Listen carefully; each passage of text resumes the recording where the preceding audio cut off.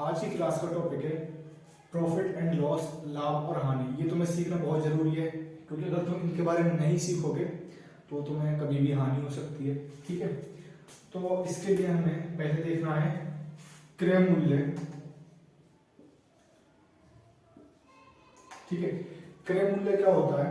जिस मूल्य पर कोई वस्तु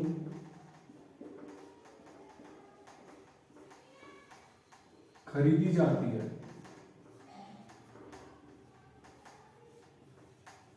ठीक है। और विक्रय मूल्य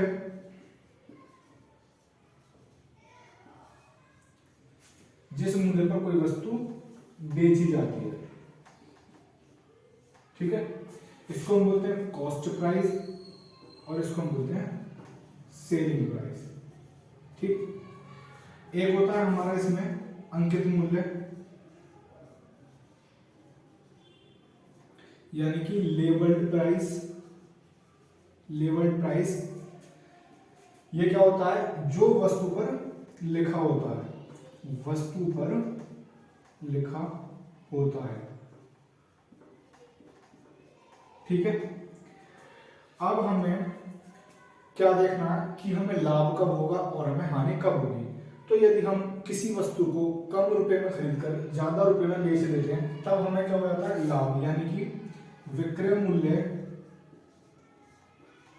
जब बड़ा होगा क्रय मूल्य से, तब हमें क्या हो जाएगा? लाभ। और जब विक्रय मूल्य छोटा होगा यानी कम होगा क्रय मूल्य से, तब हमें हानि होगी। ठीक है, यानी कि लाभ बराबर विक्रय मूल्य माइनस क्रय मूल्य, और हानि बराबर क्रय मूल्य माइनस विक्रय मूल्य। ठीक है, यदि विक्रय मूल्य अधिक होगा और क्रय मूल्य कम होगा, तब हमें लाभ होगा। यदि क्रय मूल्य अधिक होगा, विक्रय मूल्य कम होगा, तब हमें हानि होगी। ठीक है, और ये लाभ और हानि जो है, हमेशा लाभ और हानि, लाभ और हानि सदैव क्रय मूल्य पर निकाले जाते हैं।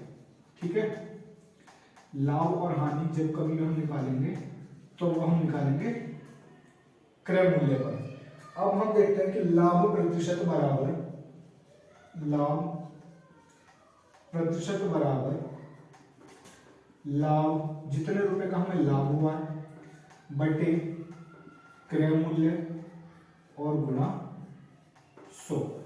इसी तरह से हानि प्रतिशत बराबर, हानि प्रतिशत बराबर हानि बटे क्रय मूल्य गुणा 100।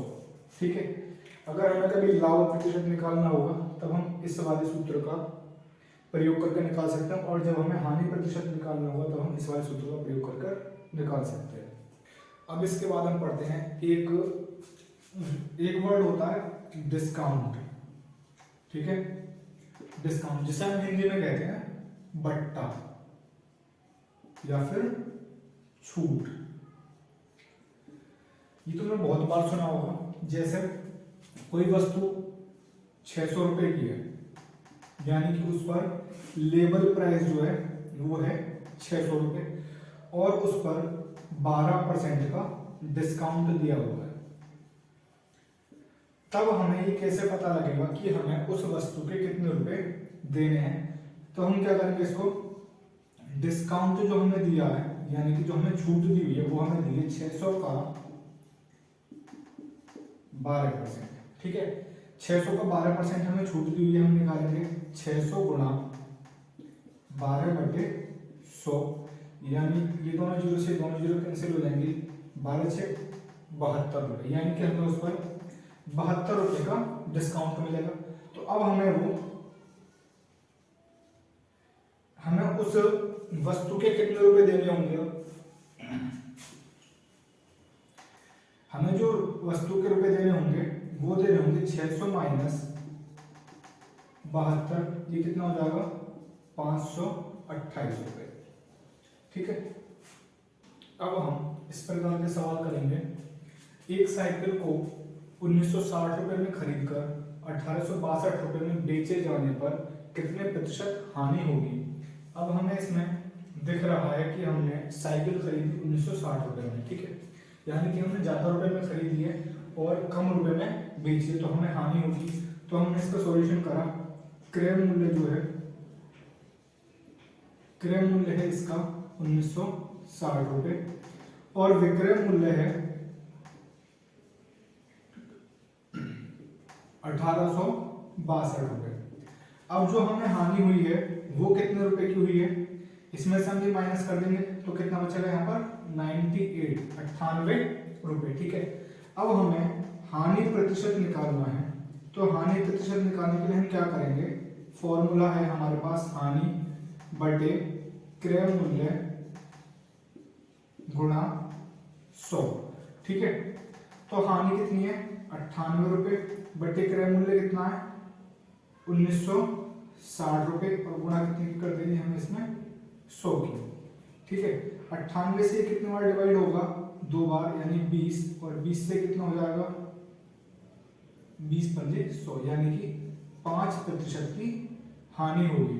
ठीक है, अगला सवाल है, एक घड़ी को 2880 रुपए में बेचने पर एक व्यक्ति को 10% हानि होती है, वह इसे कितने में बेचे कि उसे 5% लाभ हो। ठीक है, तो हम इसका सॉल्यूशन करेंगे।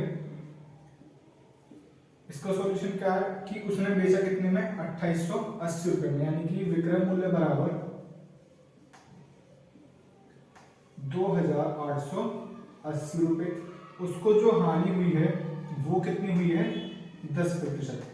10% की हानि हमें कब होगी, जब हमने किसी वस्तु को 100 रुपए में लेकर 90 रुपए में बेच दिया। ठीक है, तो हमने क्या किया, इसका क्रय मूल्य निकालने के लिए हमने क्या किया, 100 रुपए में हमने वस्तु खरीदी, 90 रुपए में हमने बेच दी, क्योंकि हमें 10% की हानि हुई है। ठीक है, मल्टीप्लाई हम कितने कर देंगे इसमें 2880 की। अगर यहाँ पर हमें ये हानि 15% होती तब हम क्या करते 100/85।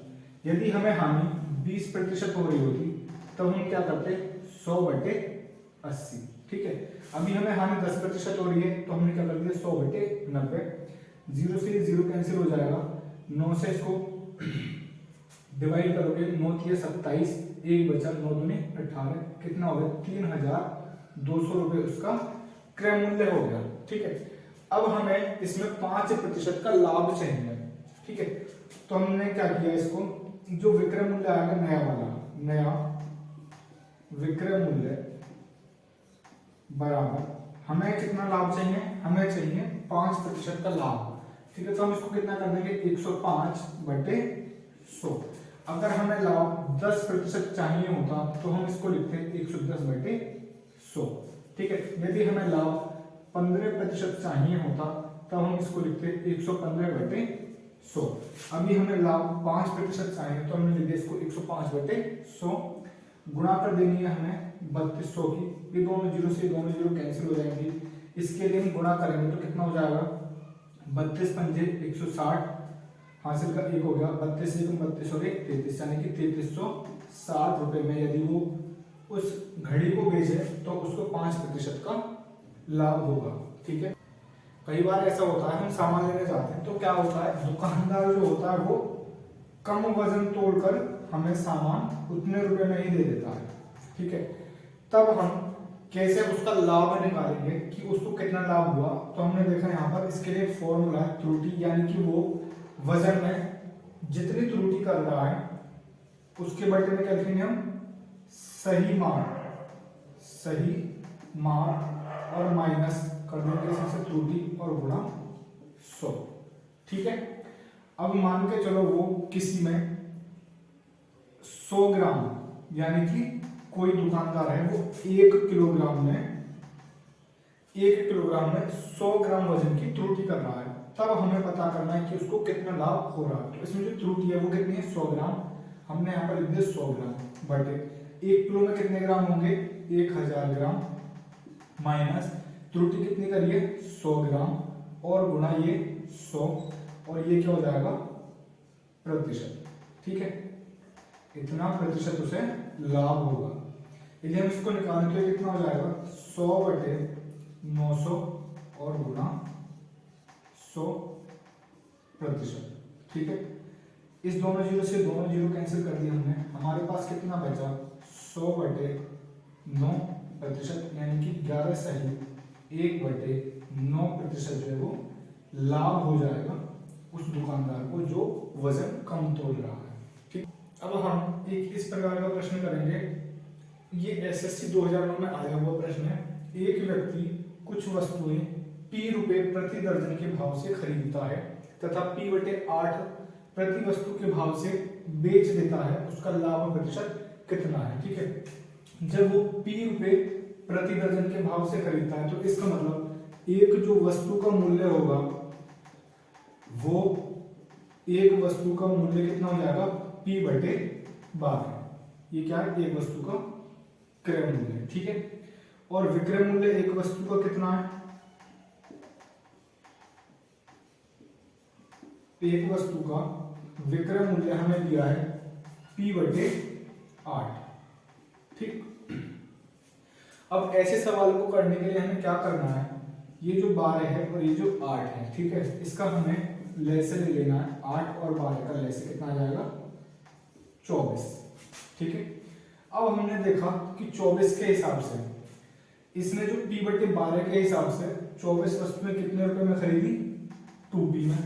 ठीक है, और 8 के हिसाब से 8 या 24, 8 से डिवाइड करो कितना आ जाएगा 3, तो 8 के हिसाब से कितने रुपए में बेच दी उसने 3P रुपए में।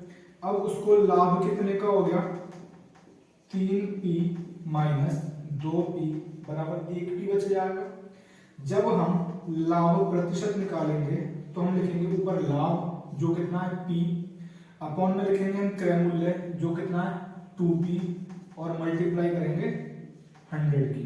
P से P कैंसिल हो जाएगा, 2 से कितने बार डिवाइड होगा 50 बार, तब हम इसको कितना लिख देंगे कि उस व्यक्ति को 50% का लाभ हुआ।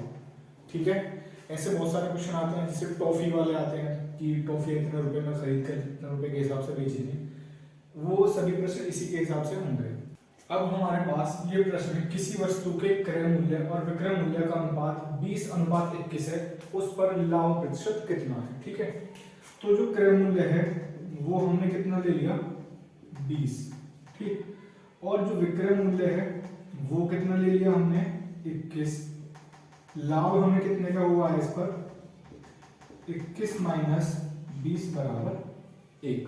ठीक है, जब हम लाभ प्रतिशत ज्ञात करेंगे तो कितना हो जाएगा 1 बटे क्रय मूल्य कितना है 20 मल्टीप्लाई कितने की हो जाएगी 100 की, 20 से कितने बार डिवाइड होगा 5, यानी कि 5% का लाभ होगा। ठीक है, अब मैं आपको प्रैक्टिस के लिए कुछ क्वेश्चन दे रहा हूँ, ठीक है, वो आप सॉल्व करना।